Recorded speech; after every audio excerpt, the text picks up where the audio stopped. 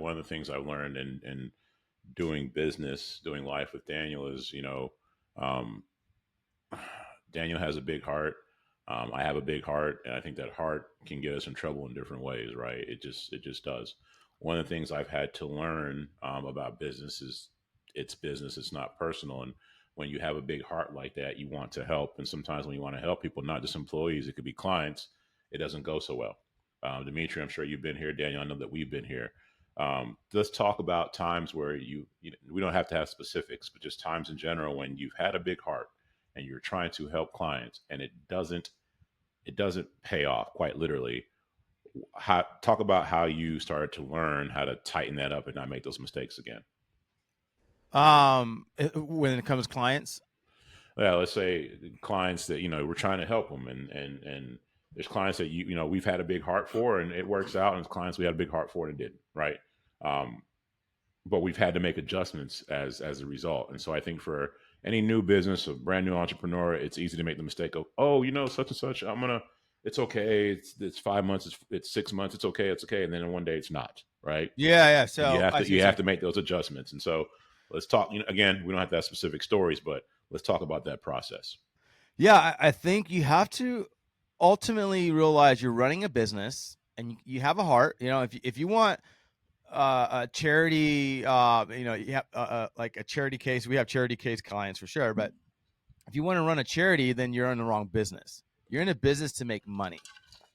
You're not a 501c3. If we're a 501c3 Red Palm Studio, not an LLC, but 501c3, well, then, of course, we're a charity and we're trying to help. We have patience with people. Even then, you have processes and boundaries and right. But in the area where I'm at, um, I often run my company in certain situations where there's more charity than what needed to happen because at the end of the day, it was sinking my ship because I was so generous with my time and I was paying employees. I was paying for a lot for this client and or clients. This happens quite often.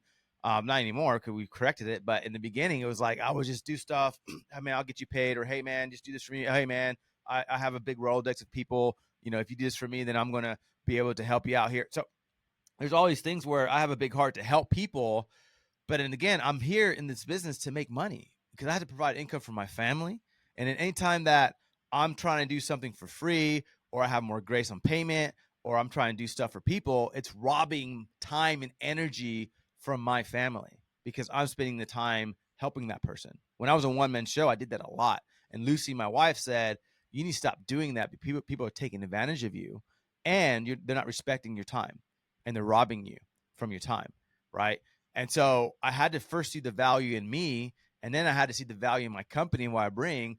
And and and and and it's okay to say, hey man, like cutting you off and firing you as a client is not personal.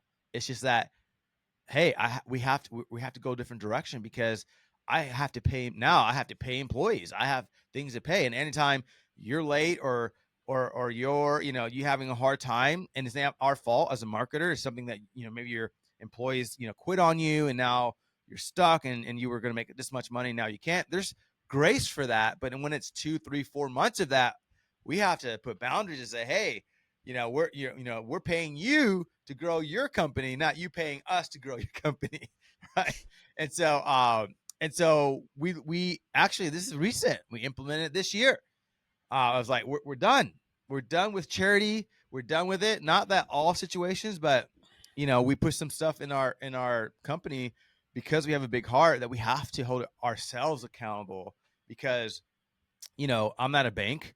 I'm not Elon Musk where I can buy, Twitter and whatever. Like I don't have that kind of money. And so anybody will eventually, when you have 5, 10 clients that are charity cases, it's going to sink your ship. Right. And so you have a big heart to help them. But don't do it in the expense of losing your company because your cash flow goes away because you're trying to help too many people. You got to put things in place so that you don't sink your own ship. And really, and it's not even sinking ship money wise. Maybe it doesn't sink our ship money wise. It could sink the ship of your moral, the morality in your company being frustrated, right? Because they're helping these people that are, you know, either not appreciative or they're complaining or whatever, right? It's just it just starts draining your staff because they're working for something And I mean, they're still getting paid because I have to pay them, but it's just those kind of charity clients you got to be careful with, because when those charity clients come in, they're desperate, they're needing help, and the companies who are successful usually takes less time of your time, where the people who are charity accounts, they take most of your time, right? And so just got to be careful with that. I hope I'm making sense with this. Yeah, it makes perfect sense. And